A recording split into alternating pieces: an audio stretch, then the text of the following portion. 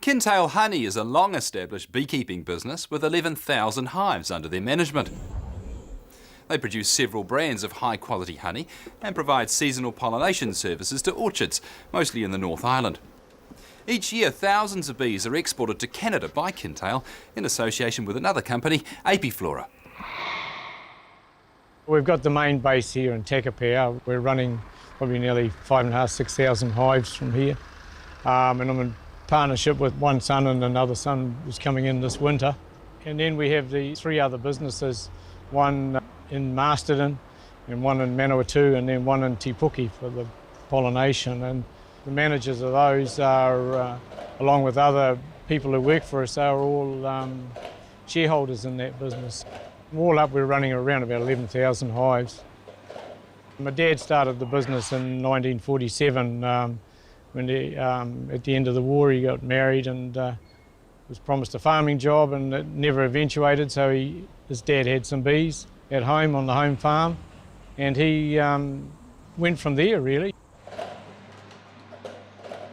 The whole purpose of the business was for our own Kintail brand that was packed on the local market.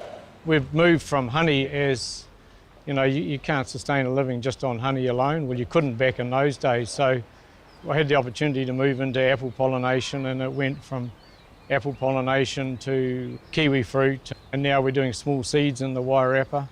And then the export bee thing has been, you know, it's just another little sideline that we've been doing now for over 20 odd years, I suppose. I had a mate that was running bees in the South Island, and he was having logistic problems getting the bees to Auckland to get them over to Vancouver, and he dropped in one day and he said, "I got this Canadian guy, do you want to, would you like to start doing the business?" You know, he says, "I can't carry it on." He said, "I'll show you how," and so it just grew from there, I guess. So and it grew so big and so quick that I didn't have enough bees to supply, so that's when I went in with my friend Steve Wennick at Apiflora in Tauranga, and we work really, really closely together, and it's turned out to be a very, very good combination. At the moment we're on the Takapau Plains. We're coming in to shake bees from the hives that have since produced honey. We're going to take the bees away, put them through our gear, and then take them back to be packed for export for Canada. At the moment the honey crop's finished. The bee population's still quite high. The reason being that they're still 3 high is we put an extra third on there just to hold the bees for the so they don't, you know, dwindle away, so they've got excess bees that we can shake from the existing hive. We like to leave a good amount of bees behind. You know, we don't want to take the whole colony when we are shaking, so, you know, it's paramount that we do find that balance. We don't take too many and we leave enough. Bees will have a natural die-off rate anyway, so we're just taking bees that are going to naturally die and utilising them in that way. We'll crack into the hive, work through, see how strong it is, and then determine how many bees that we take away from the hive. As we shake, you know, we can tell. You've just got a feel for what can be taken from that hive at that time. So every hive is different, it's got its own merit, so you treat every hive individually. We always leave the queen behind, always. So here we have the queen. All we do is grab her, just quietly grab her, put her back into the hive. The drones we don't want to take away because there's no point exporting them, so only taking the worker bees. We've devised a funnel within an excluder. The width of the mesh that the worker bees can fit through, they can go down and they can come back up. The queen can't get through there, she's just too big, along with drones are too big as well. So in here we've got probably about anywhere between 8 and 11 kilos.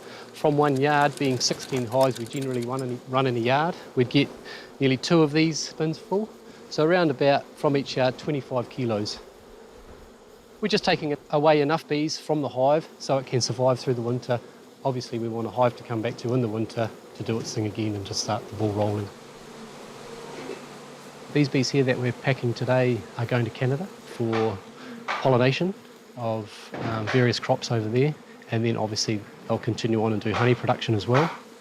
They need our bees just for climatic reasons. Their winters are so harsh, so their death rates are so high.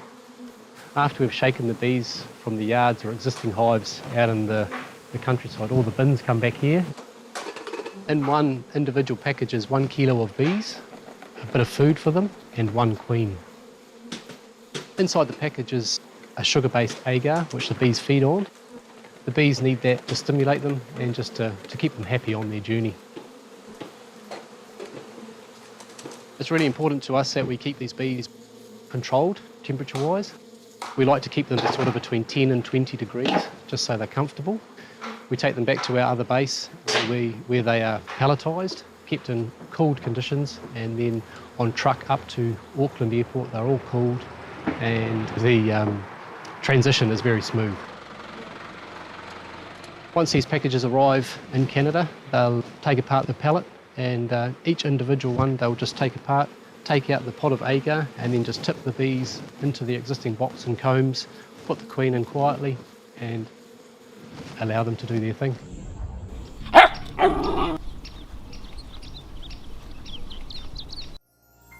This program was made with funding from New Zealand On Air.